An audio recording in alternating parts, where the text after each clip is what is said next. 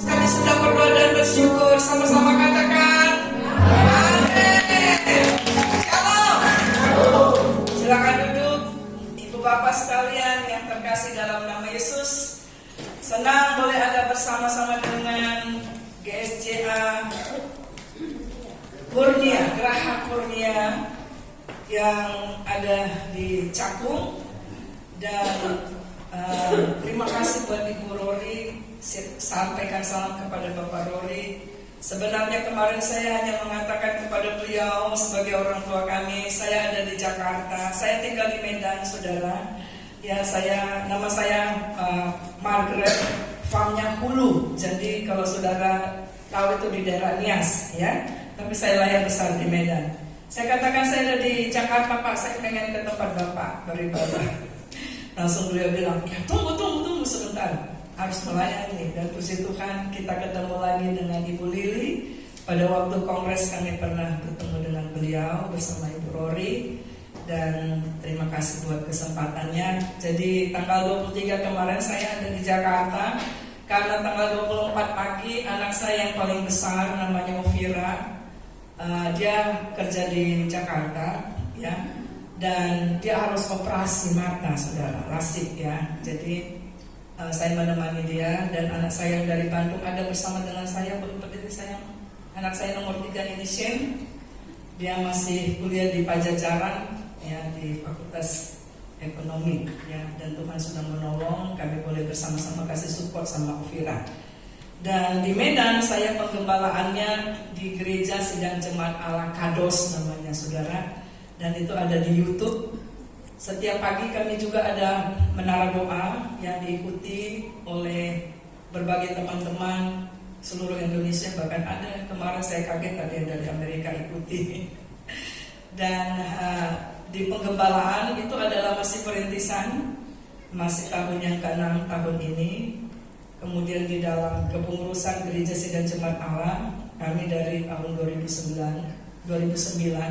sampai 2022 ada di kepengurusan ketua komunitas daerah, dan juga berdampingan dengan pengurus PGLI periode yang kedua di Sumatera Utara. Jadi kami sering jumpa sama Pak Rory dalam pertemuan-pertemuan PGLI. Ya, itu mungkin perkenalannya. 4 anak, suami cukup 1. Jadi saya masih punya anak yang paling kecil itu SMP kelas 3. Tapi puji Tuhan mereka semua melayani Tuhan, ya, tim tamborin, pemain musik, mengajar sekolah minggu, ya. Nah itu sedikit perkenalan, ya. Jadi kalau saudara nanti kapan waktu ada ke Medan, mari singgahlah, ada saudaramu di Medan, jangan segan-segan, ya. Dan secara itu penggembalaan, tapi saudara saya latar belakang saya orang kesehatan. Jadi sampai sekarang saya masih aktif di Dinas Kesehatan Provinsi Sumatera Utara. Jadi dalam minggu ini saya ditugaskan ke Nias. Nah pada waktu tugas ke Nias, keluarga banyak di sana, harus kunjungi satu-satu. Puji Tuhan banyak mereka yang sakit juga, ya. Tapi kehadiran kita juga boleh berdoa buat mereka, ya. Saya Selasa sampai Kamis langsung terbang ke sini, saudara. Jadi hanya oleh karena seperti pujian tadi, oleh karena kekuatan Tuhan saja kita boleh berjumpa pagi ini. Amin, saudara. Nah, saudaraku yang terkasih dalam nama Yesus, tema firman Tuhan pada pagi hari ini adalah Give me the mountain. Berikan gunung itu padaku. Mari kita akan baca dulu dalam kitab Yosua pasal yang ke-14 ayat yang ke-6 sampai dengan ayat yang ke-15. Dan kami undang saudara untuk bangkit berdiri, kita baca sama-sama ayat ini. Saya akan duluan, nanti saudara akan baca yang ganjilnya, ya. Bani Yehuda datang menghadap Yosua di Gilgal. Pada waktu itu berkatalah Kaleb bin Yefune orang Kenas itu kepadanya, engkau tahu firman yang diucapkan Tuhan kepada Musa abdi Allah itu tentang aku dan tentang engkau di Kades Barnea. Aku berdoa kepadamu ketika aku disuruh Musa melakukan itu dari Kades Barnea untuk meminta negeri ini, dan aku pulang membawa kabar kepadanya yang setuju. Sedang saudara-saudaraku yang bersama bersama-sama pergi ke sana dengan aku, membuat tawar hati bangsa itu. Aku tetap mengikuti Tuhan Allahku dengan sepenuh hati. Pada waktu itu Musa bersumpah katanya, sesungguhnya tanah yang dijangkau itu akan menjadi milik kamu dan anak-anakmu sampai selama-lamanya. Sebab kau telah menghitung aku dengan sepenuh hati. Jadi sekarang sesungguhnya Tuhan telah memelihara hidupku seperti yang dijanjikannya. Kini sudah 45 tahun lamanya sejak diucapkan Tuhan firman itu kepada Musa, dan selama itu orang Israel mengembara di padang gurun. Jadi sekarang telah berumur 85 tahun aku hari ini.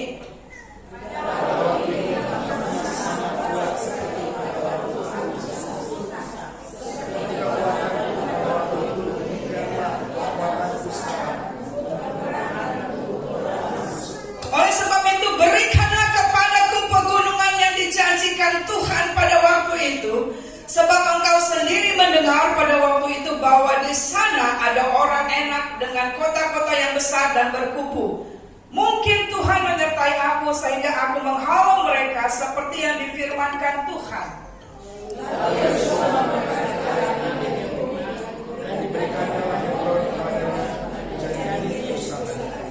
Itulah sebabnya Hebron menjadi milik pusaka Kaleb bin Yefune orang Kenas itu sampai sekarang ini, karena ia tetap mengikuti Tuhan Allah Israel dengan sepenuh hati.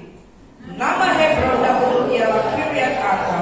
Arba ialah orang-orang yang paling besar di antara orang Enak, dan amanah negeri itu berhenti perang. Silakan duduk saudaraku yang terkasih dalam nama Yesus. Saudara yang terkasih dalam nama Yesus, beberapa minggu yang lalu ketika perang Israel terjadi, ya, setelah perang Israel tanggal 7 kalau nggak salah itu ya. Nah, lalu kira-kira 1 atau 2 minggu, saya nggak tahu apa saudara dapat, tapi saya dapat. Ada satu rekaman YouTube, ya, yaitu bahwa di langit Israel kelihatan malaikat begitu banyak, saudara, naik turun. Tidak penting apakah itu rekayasa atau iya, tetapi satu hal, saudara, itu akan menjadi konfirmasi bagi kita, apalagi dengan tadi Ibu Deborah sebutkan bahwa kedatangan Tuhan tidak lama lagi, saudara. Kenapa, saudaraku? Karena saudara kita tahu, sebentar nanti kita Desember, minggu depan sudah Desember, saudara, udah tanggal 2 Desember nih. Itu mengingatkan bahwa ada satu juru selamat yang olehnya kita akan memperoleh masuk dalam kehidupan yang kekal. Bahwa hidup kita bukan hanya di dunia ini, ya. Bahwa keselamatan pertolongan itu hanya ada dengan Allah sendiri yang harus hadir, menyelamatkan, mengampuni, menolong kita, saudara. Itu yang akan kita ingat di Desember. Tetapi saudara, seharusnya di Desember 2023 umat Kristen, jemaat Tuhan harus punya hati, yaitu semangat, lebih semangat dari sebelumnya, yaitu bahwa Tuhan sudah hadir dan sekarang jemaat Tuhan sedang menanti kedatangan Tuhan yang kedua kali. Semua sudah digenapi, saudara, tinggal kedatangan Tuhan.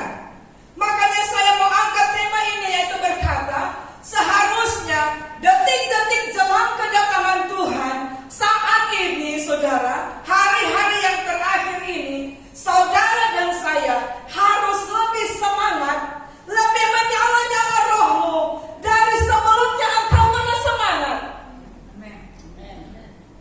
Amin, saudara. Sekali lagi, saudara, saya mau katakan, ingat seperti siapa yang sudah pernah menikah dan masih menikah. Siapa yang saudara ingat ketika saudara mau menikah? Siapa yang sudah menikah, angkat tangan dulu. Jangan malu-malu. Nah, ibu-ibu, bapak-bapak ingat gak? Terutama yang wanita ini. Nah, ini karena kaum wanita ya, sedikit.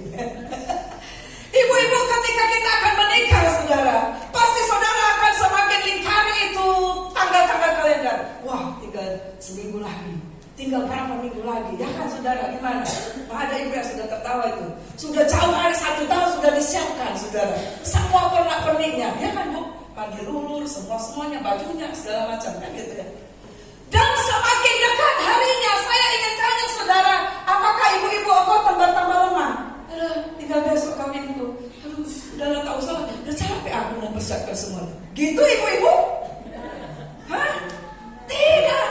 Saudara, saya ingat saudara, ketika mau menikah itu saya nggak tidur, saudara, nggak tidur. Gak bisa tidur, jadi saya sampai tengkurap sambil doa terus sepanjang malam. Kenapa? Takut, aduh Tuhan, nanti ini suaminya ini benar apa enggak ya Tuhan ya? Walaupun sudah didoakan ya kan, aduh gimana Tuhan? Gak tidur saudara. Tapi maksud saya semakin dekat bahkan menjelang hari hanya semakin semakin bersemangat saudara. Hati saudara deg-degan ya kan, apalagi ketika mulai dijemput, teng teng teng teng teng teng teng teng. Mau janji nikah. Nah jemaat Tuhan, anak-anak Tuhan, gereja Tuhan, itu yang saya katakan, kita adalah mempelainya Kristus saudara. Amin saudara. Sebelum masa nanti antikris saudara, maka kita tahu saudara ada rapture, pengangkatan. Amin saudara. Dan yang akan terangkat adalah orang yang rohnya menyala-nyala. Amin.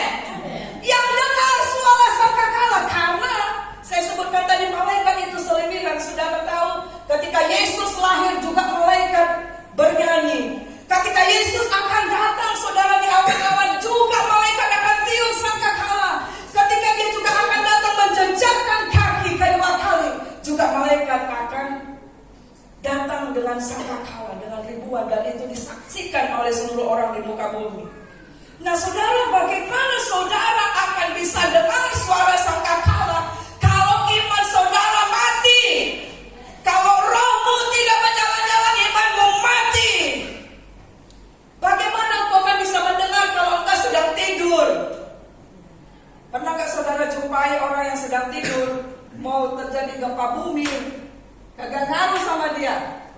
Pernah? Makanya kalau ada yang kebakaran jangan heran kalau ada yang mati terbakar. Tidurnya ngeri banget ya saudara. Nah, saudaraku yang terkasih dalam nama Yesus, dalam kisah ini yang saya angkat, give me the mountain, berikan gunung ini adalah perkataan siapa saudara? Saudara tadi sudah baca perkataan siapa? Seorang kakek. Kakek usia 85 tahun. Ada 85 tahun di sini? Ada? 60? 60 ada? Oke, 70? Belum. Ayah saya 2 minggu ke depan, dia juga hamba Tuhan, 90 tahun. Saya penggembalanya juga di lantai 2. Dia masih kuat saudara naik ke lantai 2. Dan tidak ada diperiksa mau encok, mau rematik, mau apa, gak ada. Ketika cek tulangnya lebih kuat dari tulangku. Waduh. Aduh. Dan ini saudara ada di Alkitab 85 tahun saudara. Seorang kakek datang kepada Yosua, pemimpin bangsa Israel, yang bilang, berikan gunung itu. Karena pada waktu Yosua memimpin masuk ke tanah Kanaan, daerah Hebron yang mereka lihat dalam kitab Bilangan 13 dan Bilangan 14, yaitu di mana daerah itu adalah daerah yang sangat rawan, yang tidak bisa ditaklukkan. Karena di situ dikatakan bangsanya besar-besar kayak raksasa. Ketika Musa mengutus 12 orang, satu pemimpin dari setiap suku bangsa, mereka suruh mengintai tanah Kanaan sebelum ditaklukkan. 10 orang berkata apa? Memang di sana luar biasa, berlimpah madu susunya, segala macam. Tapi waduh, kita ini seperti benalang, mereka itu besar-besar. Udah tidak usah masuk sana, kurang kerjaan. Lalu kita akan lihat nanti di dalam Bilangan 14, mereka akan berontak kepada Musa. Mereka menangis saudara karena perkataan yang 10 orang itu. Mereka bilang, emang gak ada kuburan tuh di Mesir, ngapain kurang kerjaan? Tetapi saudara, Kaleb ini luar biasa saudara. Justru dia yang menaklukkan Hebron itu saudara. yang penuh dengan tantangan itu, saudara, daerah sulit itu, bukan anak muda.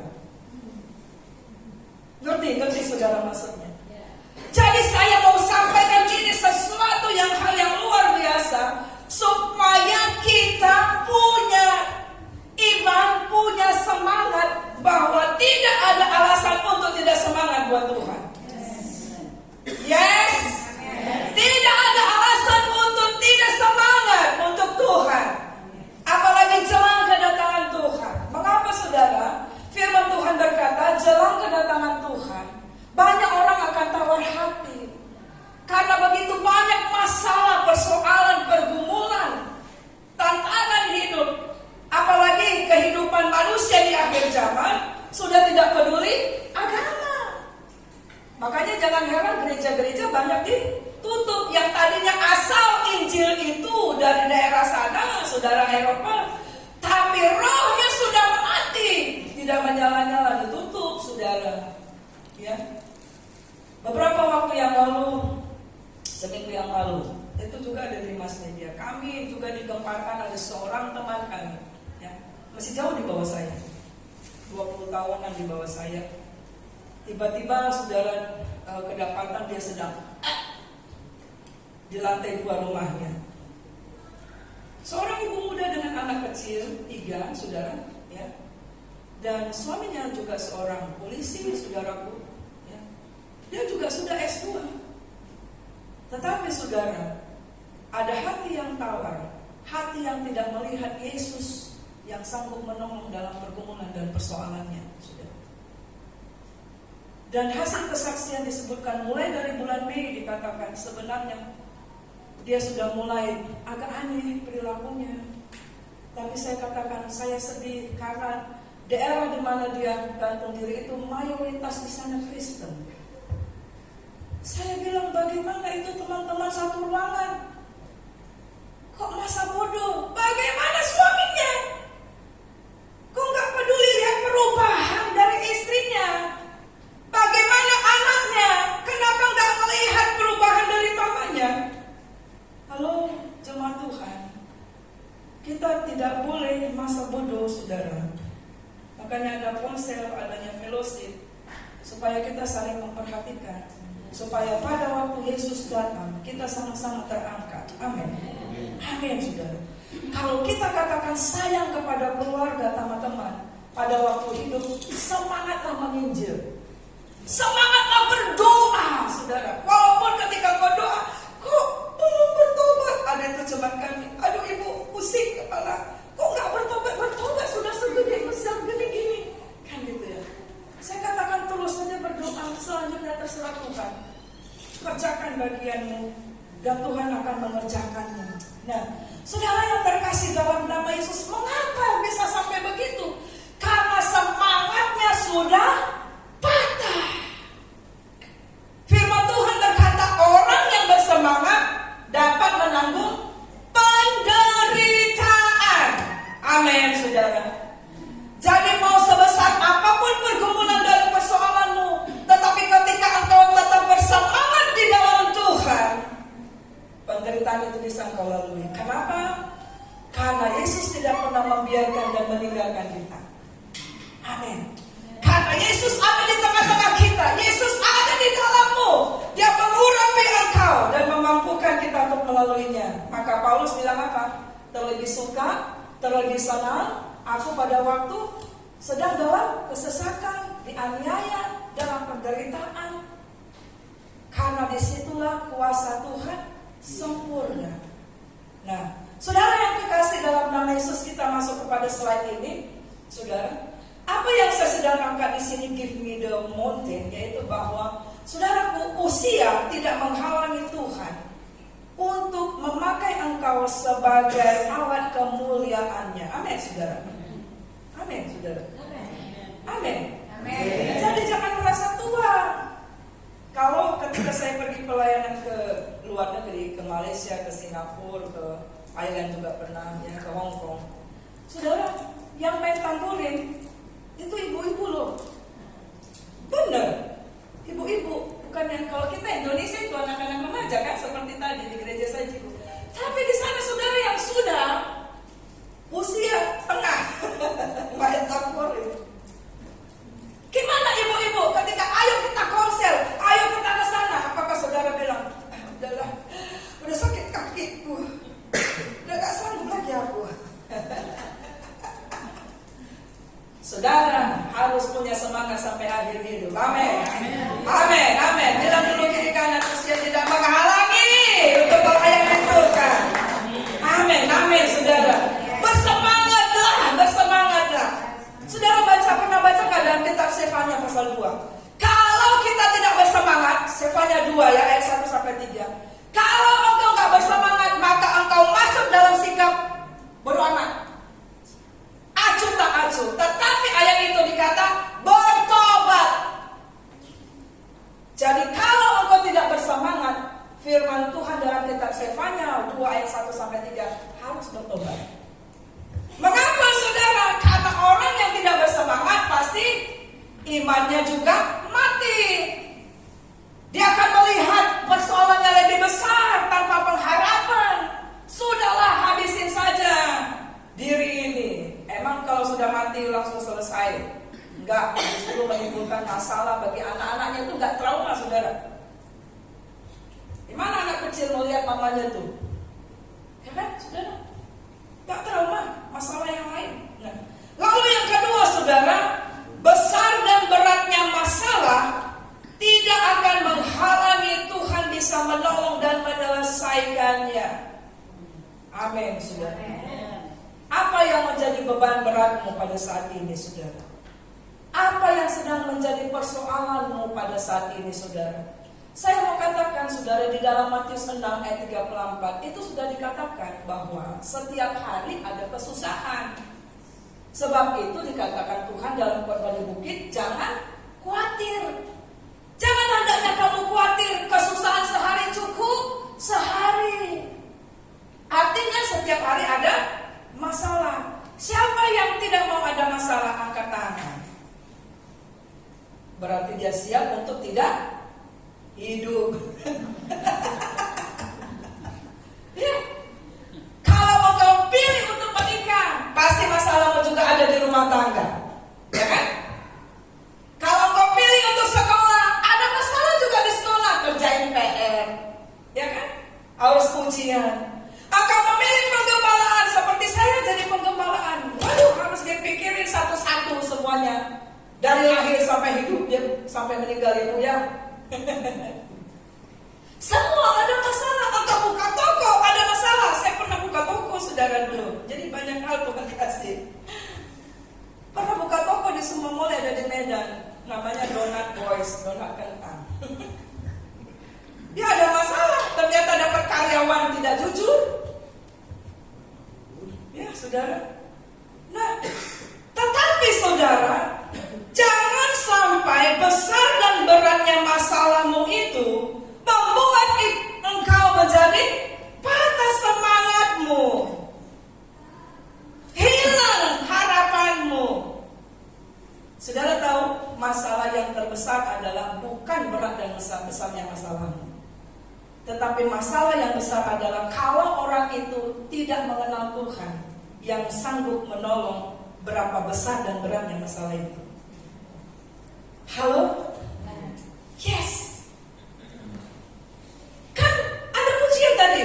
Aku punya Tuhan yang besar, yang telah berjanji dan sanggup menggenapi. Bukankah Tuhan bilang, langit punyaku, laut punyaku, emas dan perak punyaku? Bukankah di dalam kitab, boleh kita baca kitab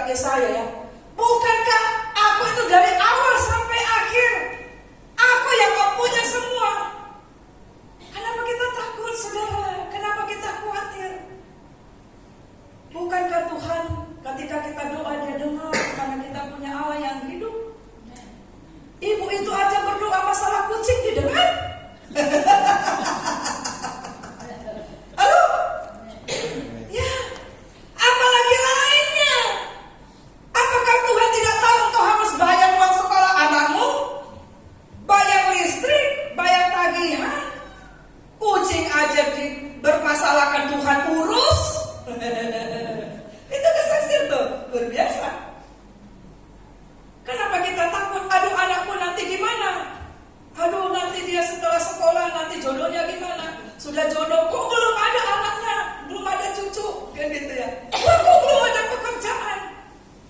Makanya suruh aja sekolah benar-benar, pasti Tuhan akan tolong. Ya kan? Hidup dengan takut akan Tuhan, pasti Tuhan akan tolong. Di dalam kitab Keluaran bilang kan, ada bidan-bidan yang takut akan Allah, itu berkata karena bidan-bidan itu Sisifra tuh ya, takut akan Allah, maka ayat itu berkata maka Tuhan memberikan dia berumah tangga. Itu ada ayatnya. Jadi kenapa kita takut dan khawatir? Berapa berat dan persoalanmu, Tuhan itu lebih besar.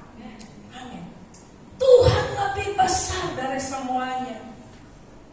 Apa yang tidak bisa Tuhan tolong, saudara? Nah, saudaraku yang terkasih, demikian juga makanya ketika kita baca kitab Bilangan itu, saudara, ya, Kaleb itu berkata, ketika yang 10 itu melemahkan iman bahkan seluruh jemaat Israel pada waktu itu, tapi dia bilang apa? Tidak, kita akan taklukkan itu. Tanah itu, gunung itu sudah diberi bagi kita. Saya mau tanya, apakah waktu si Yosua sama Kaleb sedang berkata begitu, sudah ditaklukkannya? Belum. Nah itu ya, sudah? Belum. Tapi kenapa dia berani berkata begitu? Apakah sok-sokan? Atau misalnya orang Medan bilang jago-jagoan, sok-sokan, sok hebat? Bukan. Itu adalah dorongan dari rohnya yang menyala-nyala, yang melihat bahwa Allah yang menyertai kita itu lebih besar dari mau apapun. Orang mau tinggi besar, mau apa kek, Tuhanku lebih besar. Tuhanku maha kuasa, Tuhanku maha besar, Raja segala raja. Kenapa kita di gereja bersemangat, gitu keluar pintu gereja hilang semua firman-Nya? Tidak boleh. Nah, kita akan lihat nanti rahasianya. Lalu saudara, kita akan melihat di sini, saudara, ya. Kenapa dia bisa mengadakan dan tetap semangat untuk Tuhan? Adalah, mari kita akan belajar, saudaraku, bagaimana menjaga untuk kita tetap semangat sampai akhir hidup kita. Betapapun besarnya tantangan, betapapun beratnya persoalan, betapapun usia, betapapun tantangan, ada 5 hal, saudara. Yang pertama adalah di dalam Bilangan 14 ayat 6 dan 10, saudara. Pada waktu Musa mengirim 12 pengintai itu, maka Yosua itu dari pemimpin suku Efraim, ya, dari anaknya Yusuf. Tetapi si Kaleb ini adalah pemimpin suku Yehuda. Nah, nanti akhirnya kita mengerti kenapa nanti akhirnya Yesus kita lahir dari keturunan Yehuda. Karena nanti 10 suku yang ngomel-ngomel ini, saudara, akhirnya hilang. Tapi suku Yehuda akan terus ada. Ngerti gak, saudara? Orang yang bersemangat itu akan terus dipelihara Tuhan di tengah tantangan hidup dan akan menang, saudara. Tapi orang yang 10 tadi yang katakan tawar hati, teriak, berontak, udahlah Tuhan sampai di sini saja. Kita lihat nanti akhir kehidupan keturunannya juga hilang. Nah, bagaimana, saudara? Pada waktu itu Yosua dan juga Kaleb khususnya, dia bilang apa, saudara? Dia tetap menjaga kejujuran dan ketulusan hatinya walau ada konsekuensi ditolak lingkungan. Jadi pada waktu itu Kaleb berkata, tidak, ini memang buahnya hebat-hebat, ya. Tapi mereka juga ada bisa kita taklukkan. Dia pulang membawa kabar kepada Musa sejujur-jujurnya. Jadi bagaimana, saudara, kita akan bisa menjaga semangat kita, roh kita tetap menyala-nyala sampai akhir hidup kita adalah tetap jujur, tetap tulus hati. Artinya begini, jangan deny juga masalahmu. Tetapi kita tahu dengan masalah itu Tuhan sanggup ambil alih. Amin, saudara. Ketika si Kaleb mengatakan hal yang sebenarnya tentang masalah yang akan dihadapi di tanah Kanaan, dia mengalami konsekuensi. Kalau saudara kan baca Bilangan 14, mereka itu akan mau dilempar mati tuh sama bangsa Israel. Kalau saudara berkata benar dan tulus pelihara firman Tuhan, pasti ada konsekuensi yang akan kita terima. Tetapi saudara tetap dalam firman Tuhan, walaupun ada konsekuensi. Amin, saudara. Karakter Kristus yang membuat kita tetap semangat. Amin, saudara. Pengkhotbah 7 ayat 29 dikatakan, aku menciptakan manusia itu adalah jujur, tapi dialah yang membuat dirinya berdalih. Itu Pengkhotbah 7 ayat 29. Jadi saudara, bagaimana kita akan tetap punya karakter Kristus, tetap semangat adalah jaga hati untuk tetap memperkatakan kebenaran firman Tuhan. Makanya kita kalian Bilangan 14 ayat 24 di situ dikatakan, Tuhan berkata, Kaleb itu jiwanya lain. Bukan kelainan jiwa maksudnya. Tuhan ngomong, Kaleb itu jiwanya lain. Apakah Tuhan akan mendapati gerejanya Tuhan ikut arus, tidak mau berkata yang benar, saudara? Kompromi dengan dosa, saudara. Yang demikian tidak akan tahan uji. Anak muda, ketika kau pacaran, masihkah kau nilai-nilai kekudusan yang kau katakan? Karena sekarang menjadi rahasia umum yang namanya MBA. Tapi yang demikian tidak akan tahan uji. Pengalaman dalam konseling anak muda yang memasuki pernikahan dengan tidak kudus, maka ketika berumah tangga, satu dengan yang lain akan terus curiga, akan berpikir, kau sudah sama aku, apalagi sama yang lain. Suaminya pergi sedikit, curiga dia. Saya ngalamin itu, saudara. Saya ngalamin di dalam konseling seperti itu. Makanya betul sekali Tuhan bilang kudus. Kalau kita baca Kidung Agung, kudus. Anak muda, nanti pada waktunya puas-puasin deh. Tapi sebelumnya berani berkata tidak. No terhadap pegang-pegangan. Ini di luar khotbah mungkin ada yang masuk Tuhan ini. No terhadap peluk-pelukan, cium-ciuman. Tidak dengan sengaja ke situ, tapi ada jendela-jendela. Demikian juga dalam hal perselingkuhan, berani berkata tidak. Ini kita sedang hidup di dalam zaman akhir, saudara. Jaga hatimu dengan kebenaran firman Tuhan, untuk tetap bersemangat di dalam Tuhan. Yang kedua, bagaimana kita menjaga supaya kita tetap semangat? Sama-sama kita baca ini apa? Menutup pintu hati untuk sikap dan berita yang membuat tawar hati. Kalian merasa sendirian untuk melawan sikap orang yang jutaan itu, saudara. Sikap dan perkataan dengan saudara-saudara sama-sama pemimpin, saudara. Makanya jangan heran kalau saudara juga dalam kepemimpinannya, ibu ya, ibu saya, orang tua kami, sama-sama pemimpin, tapi gak semuanya itu akan memberikan semangat kepada saudara. Halo? Saudara punya keluarga juga, saudara, ketika saudara sakit, ingat seperti Ayub. Sampai saya pernah mendapati itu, Ayub pernah berkata, penghibur sialan kau semua. Dia pernah bilang gitu kepada sahabatnya ini. Nah, saudara yang terkasih, kalau kita dengar berita langsung kita tawar hati, engkau difitnah, engkau dikatain, ya, bahkan melawan engkau langsung tawar hati. Firman Tuhan dalam Amsal 24 ayat 10 dikatakan, kalau engkau tawar hati pada kesesakanmu, tidak ada semangatmu hilang, kekuatanmu juga tidak ada, kecillah kekuatanmu. Itu di dalam Amsal 24 ayat 10. Kita akan baca 2 Korintus 4, 16 sampai 18. Apa yang bisa membuat kita tawar hati? Mari kita baca ini dulu. Silakan boleh ditampilkan 2 Korintus 4, 16 sampai dengan 18. Ya, 2 Korintus ya. Yuk kita baca sama-sama.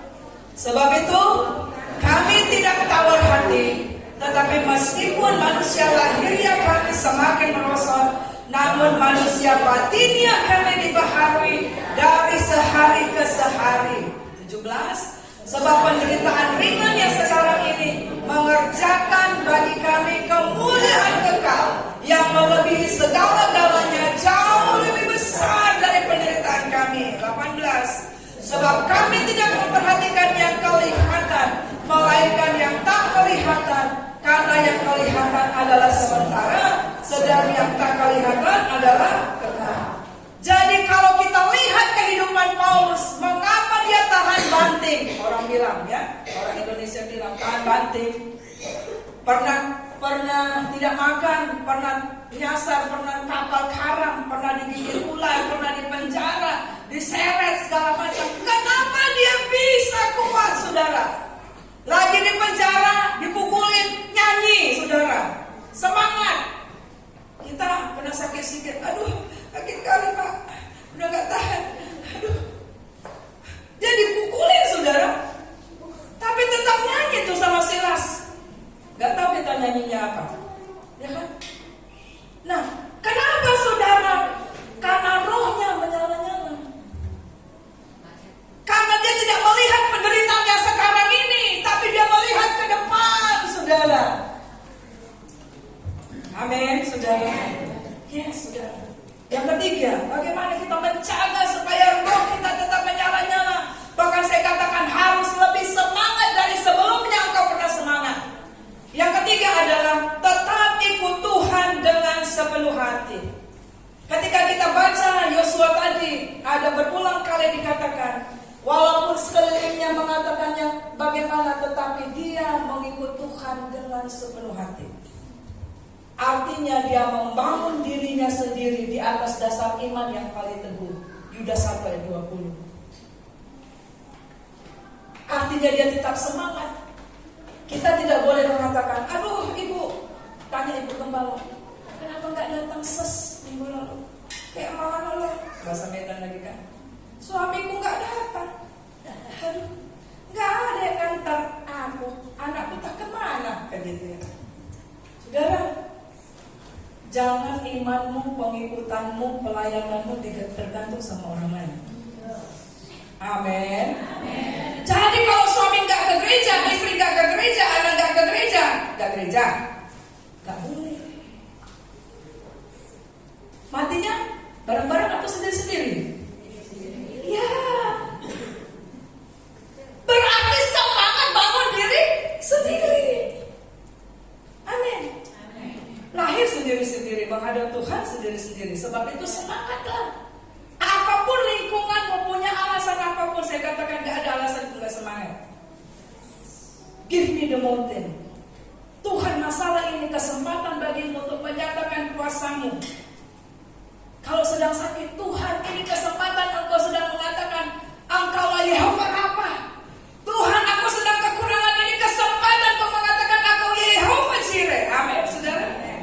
Ikut Tuhan dengan sepenuh hati. Artinya tidak menyimpang, tidak kompromi. Yang saya sebutkan tadi.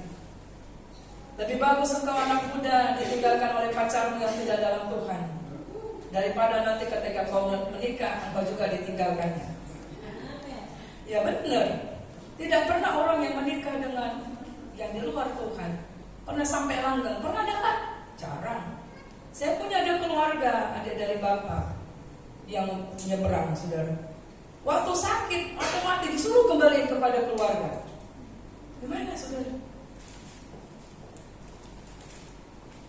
Nah, saudara yang terkasih dalam nama Yesus, jangan keluar dari kasih karunia Tuhan, ya. Jaga mulut kita untuk selalu memproklamirkan firman Tuhan. Bagaimana kita menjaga hati kita untuk tidak tawar hati, menutup dari perkataan dan sikap orang dan sekeliling kita yang membuat kita bisa tawar hati adalah mulut ini harus memproklamirkan firman Tuhan. Amin. Waktu sakit engkau bisa berkata, sembuhkan aku ya Tuhan, maka aku akan sembuh.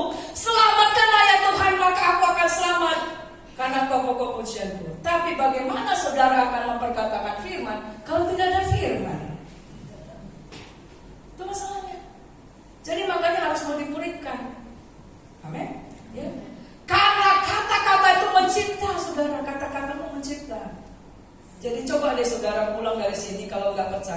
mulai besok. Dari pagi sampai malam, saudara bilang aja gini, pusing kepalaku, sakit aku, pusing. Itu aja ya saudara bilang. Aku yakin engkau pasti pusing dan sakit. Benar. Ada kuasa, ya kan? Firman Tuhan bilang, apa yang sering kamu gemakan akan kau makan buahnya. Tapi ketika kau sedang sakit, engkau katakan, aku sehat, aku kuat, sembuh. Oh, itu mujizat terjadi, saudara. Lalu yang kelima, saudara, yaitu tetap percaya dan mempercayakan hidup kepada Tuhan, bahwa Tuhan lebih besar dan mampu untuk apapun pertempuran hidup yang kita alami, dan pasti menang, saudara. Yang kelima, tetap menjaga iman yang berkata tetap percaya dan mempercayakan hidup. Ada orang yang percaya tapi tidak percaya Tuhan tolong hidupnya. Bapak percaya, tapi khawatir gak tidur dia, saudara. Gak mempercayakan setiap detil dari hidupnya. Itu akan merusak imanmu. Tapi yang disebut namanya iman dan menjaga roh tetap menyala-nyala adalah percaya. Dan kita tahu Tuhan ambil alih semua hidup kita, apapun itu. Amin, saudara. Ya. Orang yang tetap semangat adalah orang yang memperoleh milik pusaka. Orang yang tetap semangat adalah seperti Paulus yang berkata, aku telah mengakhiri pertandingan iman. Hidup kita adalah pertandingan iman. Saudara siap atau tidak siap, hidup itu pertandingan iman yang akan banyak tantangan. Tapi saudara, ketika kita ada firman Tuhan selalu dalam hati dan pikiran kita, kita memperkatakan firman Tuhan, kita tidak menyimpang ke kanan dan ke kiri, kita tetap percaya kepada Tuhan, menjaga hubungan dengan Tuhan dengan benar, roh kita tetap menyala-nyala, melayani Tuhan dengan bersemangat, saudara. Nah, saudaraku, orang yang tetap semangat yang akan bisa mengakhiri pertandingan hidupnya dengan baik. Kita bangkit berdiri. Tim boleh maju ke depan. Amin, saudara. Mari engkau akan katakan kepada Tuhan, give me the mountain, Tuhan. Apa yang menjadi gunung-gunung persoalanmu? Apa yang menjadi tantanganmu? Tuhan, kita lebih besar dari sana. Apa yang membuat engkau tawar hati pada hari ini? Ambil komitmen, aku tidak tawar hati, aku tidak akan putus asa. Karena Allah yang aku sembah Allah yang hidup, Allah yang sanggup mengerjakan jauh lebih banyak dari apa yang aku pikir dan aku doakan. Itu luar biasa gak, saudara? Tuhan mengerjakan lebih dari apa yang kau pikir dan lebih dari apa yang kita doakan. Kita minta segini, Tuhan kasih segini. Kalau gitu kenapa tinggalkan Tuhan? Kenapa tidak semangat berdoa? Tidak semangat melayani Tuhan? Kenapa kita banyak excuse, banyak reason? Saudara, Tuhan sudah mau datang. Halo, bersemangatlah lebih dari sebelumnya engkau pernah bersemangat. Kita nyanyikan pujian